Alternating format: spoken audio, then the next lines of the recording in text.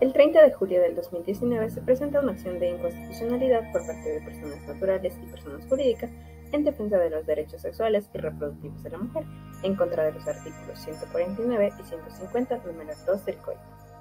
En noviembre del 2019, la Sala abocó conocimiento y admitió la causa a trámite, denominando la causa 34-19-IN. En 2020 se presentaron varias causas con el mismo objeto, los mismos que fueron admitidos a trámite, y se dispuso su acumulación en la causa inicial 34-19-IN. Finalmente, el 21 de abril del 2021 se aprobó la priorización de la causa y de los casos acumulados. Mediante auto, el 22 de abril de 2021, la jueza Carla Andrade fue la que abocó conocimiento de la misma.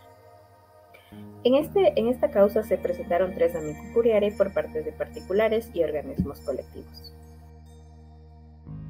La cuestión legal sobre cuál versa la acción pública de inconstitucionalidad es en contra de los artículos 149 y 150, numeral 2 del Código Orgánico Integral Penal.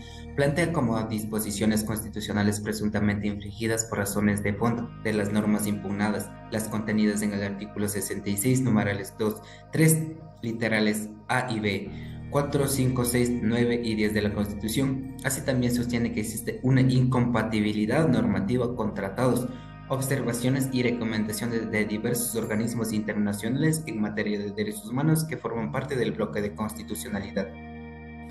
De la misma manera, el trato diferenciado establecido por el artículo 150, numeral 2 del COIF entre las mujeres violadas que padezcan de una discapacidad mental y aquellas mujeres que no la tienen es contrario al principio de igualdad y no discriminación. Así consideran que la norma impugnada contraviene al principio de igualdad en sus dos dimensiones, por cuanto introduce como criterio de distinción la discapacidad para diferenciar a las mujeres con discapacidad y mujeres sin discapacidad embarazadas como resultado de una violación. Constitucional plantea 4 puntos importantes a analizar para poder decidir. Primero, sobre la libertad de configuración legislativa que corresponde al legislador aplicar los criterios de proporcionalidad y racionalidad, dado que estos primeros permiten evaluar si la ley penal guarda armonía con la protección y garantía de los derechos constitucionales. Segundo, la Corte menciona una colisión del derecho a la protección del nasciturus y el derecho a la integridad de víctimas de violencia sexual. Además, la Corte reconoce y resalta que las mujeres son titulares de los derechos a la integridad personal, al libre desarrollo de la personalidad y a tomar decisiones libres sobre su sexualidad y vida sexual. Y al respecto de la proporcionalidad y penalización del delito de aborto consentido en casos de violación, la Corte realiza un examen de proporcionalidad del artículo 149 del COIF, concluyendo que la sanción penal impuesta a las víctimas de violación que no padecen una discapacidad mental no es proporcional. Primero, porque la imposición de una sanción penal no evita que las mujeres violadas incurran en la conducta que se pretende impedir. Segundo, existen alternativas menos gravosas para alcanzar el fin constitucionalmente protegido. Y tercero, la ley penal no logra proteger a los nasciturus mediante una disuasión de la interrupción voluntaria del embarazo. Por lo tanto, es inconstitucional. Como tercer punto, la decisión de la Corte Constitucional del Ecuador declara inconstitucional el artículo 150, numeral 2 del Código Orgánico Integral Penal, que permite la interrupción voluntaria del embarazo en casos en que sea producto de una violación, padezca de discapacidad mental. Esta declaración se hace necesaria con el fin de evitar que, ante la interpretación equívoca de los médicos y el personal de salud que brinde asistencia en la interrupción voluntaria del embarazo en casos de violación, pueda ser sancionados, pues aquellos no solo afectaría sus propios derechos constitucionales, sino que además conllevaría una afectación al derecho a la salud de las víctimas de violación.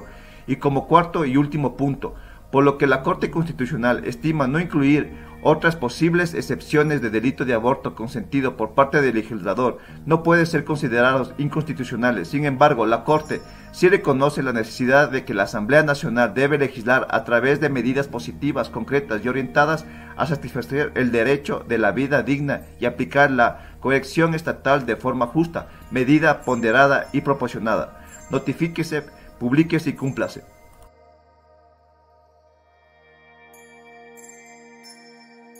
De la acción inconstitucional número 34-19-IN. Como introducción, debemos aclarar que la obiter dictum son aquellos factores que el juzgador utiliza para orientarse, pero no son tomadas en cuenta en la decisión final. Como primer punto, tenemos las atribuciones y las limitaciones de los legisladores al momento de crear alguna ley. Como segundo punto, tenemos la encuesta realizada por el INEC frente a la atención prioritaria de las mujeres en cuanto a violaciones. Como tercer punto, tenemos los datos de las denuncias proporcionadas por la Fiscalía General del Estado, denuncias por violaciones. Como cuarto punto, y el más importante, tenemos los casos de no discriminación y los de igualdad de la jurisprudencia 1018-CN-19, 1118-CN-19 y la 7-11-IA-19. En mérito de todo lo expuesto y en base a las consideraciones realizadas, administrando justicia y por mandato de la Constitución, la Corte Constitucional resolvió lo siguiente. 1. Declarar inconstitucional por el fondo el artículo 150 numeral 2 del Código Orgánico Integral Penal en la frase "en una mujer que padezca de discapacidad mental". 2.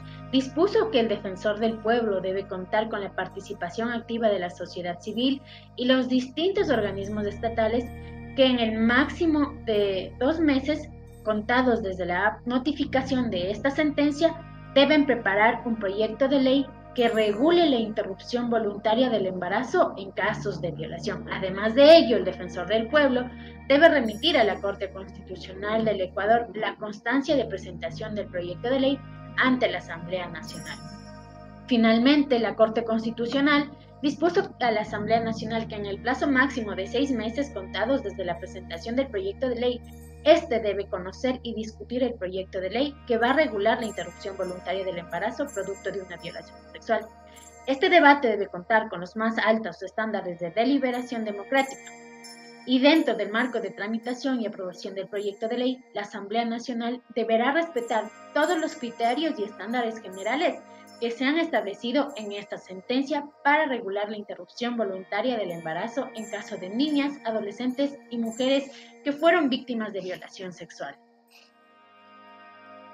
La Corte Constitucional señaló que los defectos de la sentencia son ex nunc, pero menciona la necesidad de no desconocer el principio de favorabilidad en el ámbito penal. Es una sentencia sustractiva al eliminar las palabras "en una mujer que padezca de discapacidad mental". En cuanto al tipo de control expuesto en la sentencia aprobada de 7 de 9 mayoría, se desarrolló un control relativo. Sin embargo, en los votos salvados y el voto concurrente se abarcó un control absoluto, amparado en el principio de control integral. Ramiro Ávila votó concurrente. En derecho comparado, los estados han pasado a la total despenalización del aborto. Carmen Corral votó salvado, proteger la vida del nasciturus. Y Teresa Núñez votó salvado, dialogar y proteger la vida. Buenas tardes. En cuanto a la segunda parte del análisis, la norma acusada de inconstitucionalidad no solo atentaba contra el principio de igualdad y no discriminación, sino que revictimizaba a las mujeres y niñas víctimas de violación que no padecían una discapacidad mental y decidían abortar, al ser sancionadas con pena privativa de libertad. Debido a esta transgresión de los derechos acusados, es razonable que se haya declarado la inconstitucionalidad de la parte señalada de la norma.